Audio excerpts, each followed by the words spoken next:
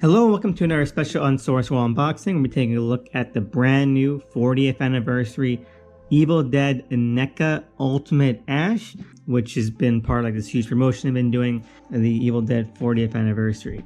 Now, NECA has done a couple of Evil Dead Ultimate versions before for Ash. They did one for Evil Dead 2. They did one for Ash versus Evil Dead.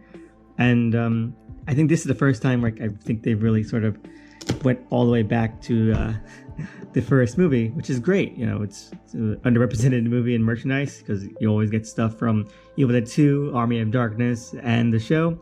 And we also get like this really wonderful vintage VHS style box, which is really cool, as the green horror sticker, which is a nice nod to the fact that basically a lot of people's first experience with Evil Dead was on video. And also like a lot of the promo art is based on stills from when it was released and re-released on VHS and in select theaters for a limited run, like after the movie was completed. Like the entire backdrop here is based on promotional shots that were taken after the movie had wrapped production for like a year or 2 years, because at that time when they're making the film, it was a really low budget affair, so they didn't have the budget to do like actual photo shoots while filming. So that's the funny backstory behind a bunch of this stuff, is that Bruce Campbell came back like years later to just do promo shots for a film that had wrapped. And yeah, that's like the big famous one, but done with the NECA figure. And you also get that as like a little bit of a backdrop too, which is really cool. But here's the figure as a whole. It looks really nice. I think with collecting NECA Evil Deads, NECA has gotten better at sort of making Ash look like Ash. With the NECA Evil Dead 2, I think that was like their first Ultimate Ash, and he looks a little bit cartoony. And with Ash vs. Evil Dead, like that's obviously modern day older Bruce Campbell, and that looks really awesome too, and it would look fantastic alongside this young Ash, you know, go young and old, past and present kind of thing. And it kind of makes me wish that they would redo or remake the Ash vs. Evil Dead 2 Ultimate Ash, because it does look so caricaturish, while this and Ash vs. Evil Dead Ultimate Ash are like more of their modern capabilities, like with face printing and photo real eyes, all that kind of stuff. And it's a fantastic face sculpt. Like you have concerned Ash, slightly worried Ash. Okay, so that's my big problem with this, is that it's not that variable in terms of sort of design. Now, I love the first Evil Dead movie. I think it's fantastic. It's my favorite of the entire series. And I think Ash in that film is maybe one of his best sort of incarnations. Yeah, he's a little more bland for sure, but he's in that very Final Girl mode where this kind of nondescript vanilla character is facing a lot of this insane horror. Like the first Evil Dead is a straight horror film. And so it's just kind of, it's a little bit disappointing that we don't really get to see that represented in the face sculpts, which are very samey. Or the fact that like Ash's outfit is, you know, very non-bloody. Like I wish he was more bloody. Like Ash gets put through the ringer in that film. Like I know that Evil Dead 2 and Army of Darkness kind of get, you know, biggened up as the kind of bloody over the top ones, but no, like the finale and the climax of Evil Dead 1 also goes really ham with the gore, and you see that reflected in how Ash's outfit gets destroyed right at the end of it. And so I wish there was more of that here, but it's nice. You got all the stuff that you would need. You have an axe, shotgun, chainsaw, gripping hands, the Nobi tape recorder, and a lantern. I mean, these are all nice stuff. But let's get this open and see how it kind of fares. And here we go. We have him all in the box. We put his weapons in his alternate hands where they're supposed to go. And I have to say, it's a mixed bag.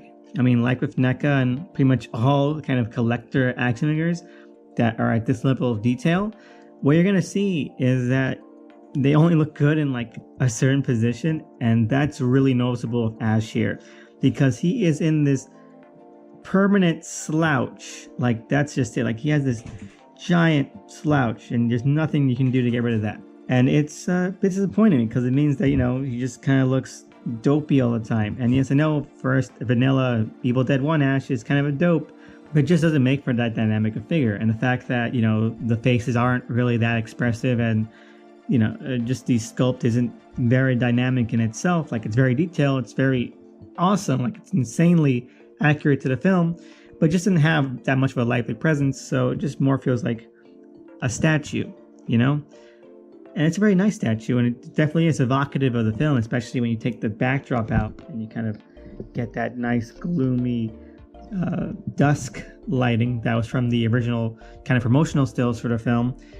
And he looks fantastic in this backdrop, but it's I don't know. I was hoping for something that captured a little bit more of that energy that the film has and that personality that the film has. But overall, I really enjoy it. Like, he looks fantastic holding these items. Like, you got the little lantern as well. And one thing I really appreciate is that the limbs are molded in their color. Like, the arms, they have blue hinges that they're molded in. That's blue plastic. And on the back, it's brown plastic, because you already see a lot of paint chipping. I think maybe they pre-chipped them because it looks like they were painted, but there's no paint chips in my box at all. But you see that there's definite chipping going on, so it makes me wonder, like, what happened at the factory there. But overall, it's fine. And one thing about the hunch that really does get me is that it means that he can't really look up straight without looking weird. Like, he's always like kind of at like a lean. But what I have in his hands right now is his axe and this lantern accessory, which is always on the verge of falling off. It doesn't have the greatest grip on it, and it has like a very thin plastic, which I feel you could break, you know, if you're not careful. But like I said, when you put him in the backdrop of these kind of things, it just naturally comes together. So it's a nice figure. And of course, I had to do the requisite heating up all the joints or else they would crack kind of thing, because he was really stiff out of the box, and he's a little more manageable now after like about a minute of going at it with a hair dryer, you know? Anyway, let's look at some of the other items. All right, so now here we have him with his iconic shotgun. He holds it really well in this two-handed pose. Now one thing I want to note with this two-handed pose is that he only has interchangeable hands for his right hand. These all go on his right hand: the axe, the chainsaw, and the shotgun. So he only has like a standard like pinch hand for his left hand, which is kind of weird. I wish there was something for that, so that maybe he could get more of like a utilitarian grip, especially for items like the lantern, which, you know, I wish there was like a more dedicated hand for the lantern, because it is a loose grip there, and it's going to make it awkward, because getting like this left hand around something like the chainsaw probably could use a little bit something more specialized, you know? But it's nice and it gets the job done, and he looks fantastic with that shotgun. And lastly, we have, of course, you know, the chainsaw, and he holds that really well.